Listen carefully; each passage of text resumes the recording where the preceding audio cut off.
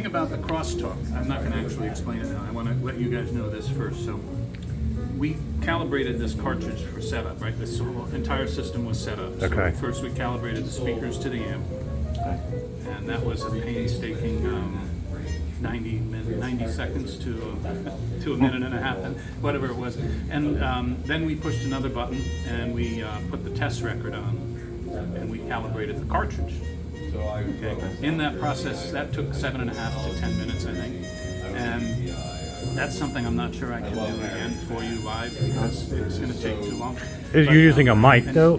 Pardon me? Are you using, how are you No, calibrating? what happens is we have a Technics test record that comes with the amplifier. Okay. And you put the test record on, and there's 4 bands, 2 on each side. So if you want to use it many times, and over the years you have more bands, you don't wear them out or anything like that.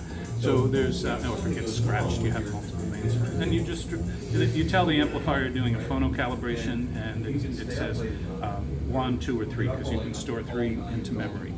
And you just push number 1, and you say start measurement, and it says drop the stylus onto the record, and you do, and then it waits, and it says okay, measurement started, and then you just walk away for about 7.5 minutes, and at that point it's learning the characteristics of the impedance and the gain and the phase that the cartridge will be Just through the perfectly matched.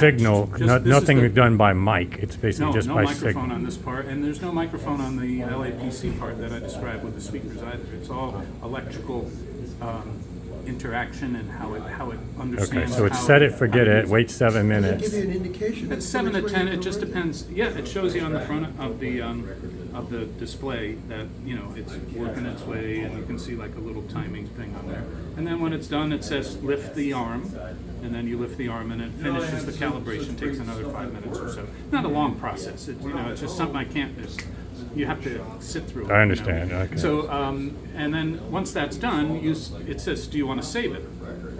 And you just say yes, and it saves it. And if you want to label it, like we have this label for Hannah SL Umami Blue, and at the beginning of the measurement, you'll say, is it moving magnet or moving coil? And then you'll say, you can adjust the gain up +3 or -6 or 9, I think, in case it's a real hot cartridge. And you can turn on a subsonic filter. All those things you can do afterwards also, but generally you'll know what to do at the beginning. And if the settings, for instance, if you didn't set the gain properly, it would tell you it's too, Oh, really? you have to Okay. redo the calibration. So you can't really mess it up.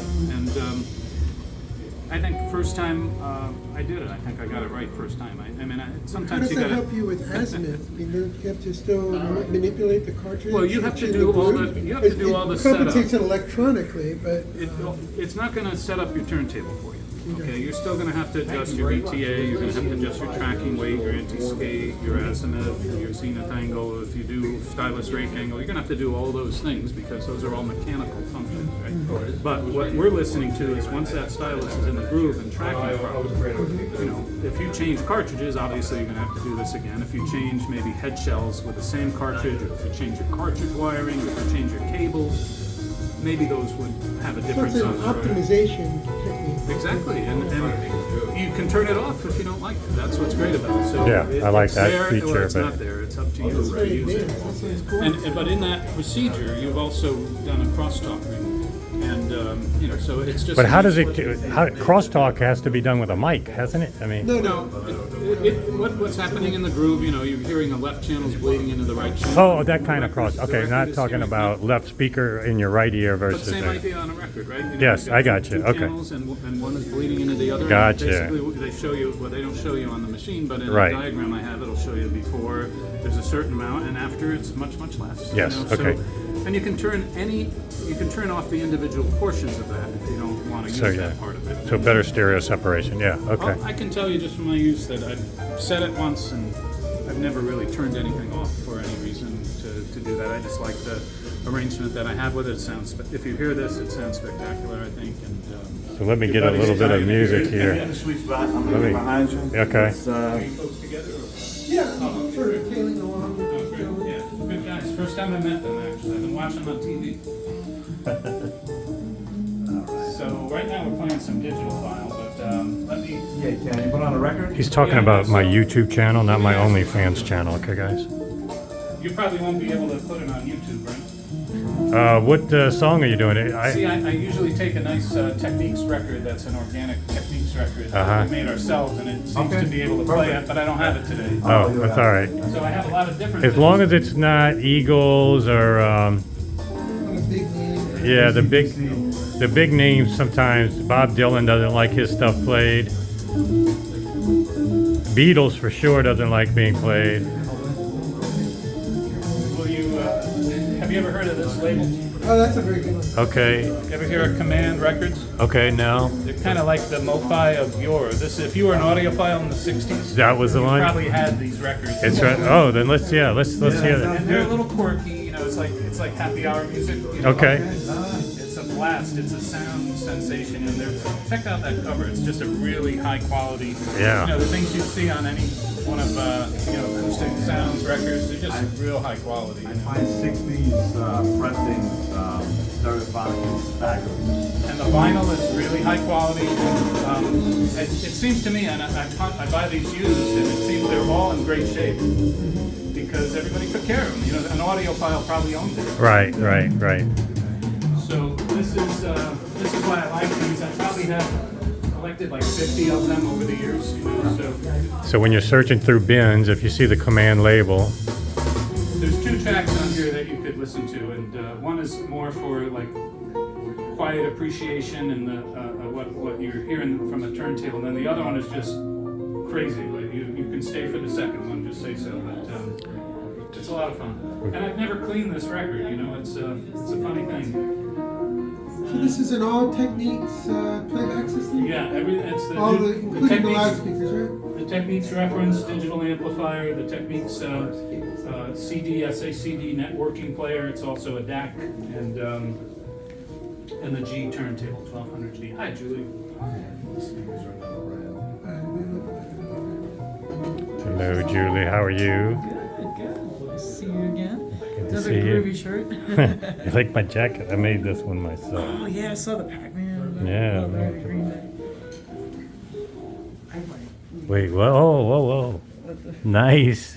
Now you got the VU meters. The VU meters and the faders. You're killing it. Oh, look at those. Yeah, Yeah. this is the VU meters. That and is the faders. wild.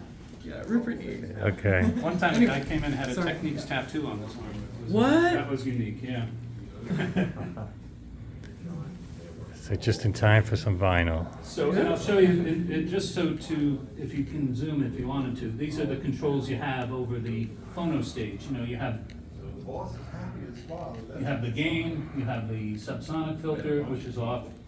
We have the EQ curves, we didn't talk about that too much. You can change those with a button. This shows that the cartridge optimizer is on. It's for the HANA SL. And the other night, we had a demonstration of the 1200 GR2, so we took this off, put the GR2 in here, the lower price model, and we had a 2M black. And so in the second one, I can choose one of 3 equalization settings, calibration settings. excuse me. Okay. And that one is set up for that turntable. So if you have different turntables, different cartridges, like I said, it'll store those into memory.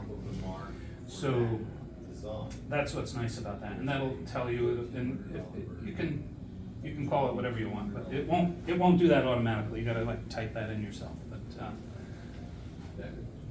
so have fun with this. I always enjoy these two. You said this was Cardi B, right? No. I misread the label. Sorry. And tell me if it's too loud for your mics, and I'll back it this one. The louder the better. I used this at the U2 concert, and it worked fine. So. Wow, yeah, I didn't watch that video yet.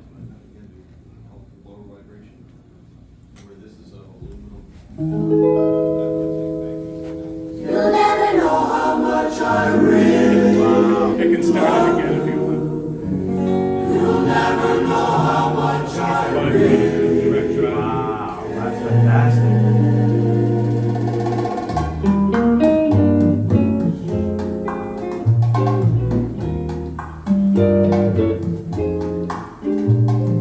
Listen. Do you wanna know a secret? Do you promise not to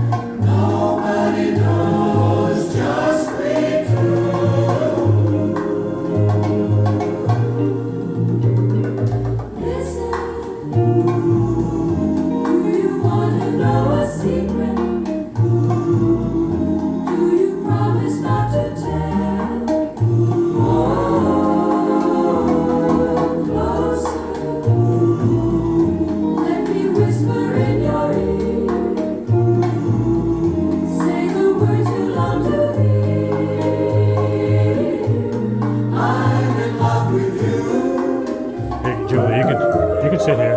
Thank you.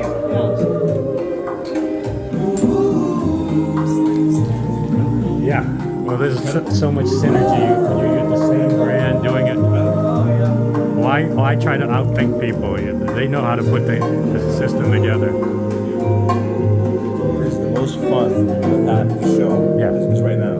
That is amazing. Well, it's a great recording. That is a fantastic. This next one is a good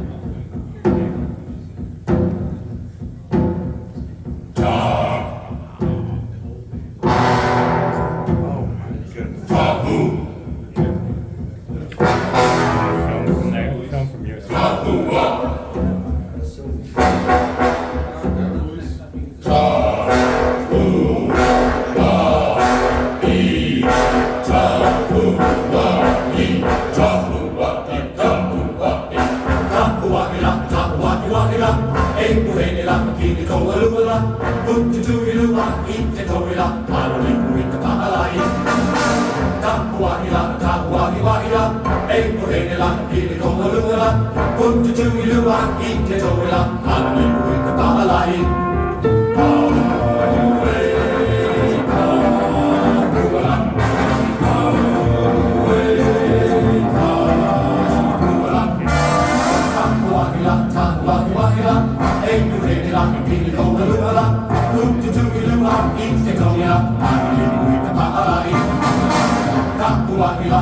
gonna go check out the hotel.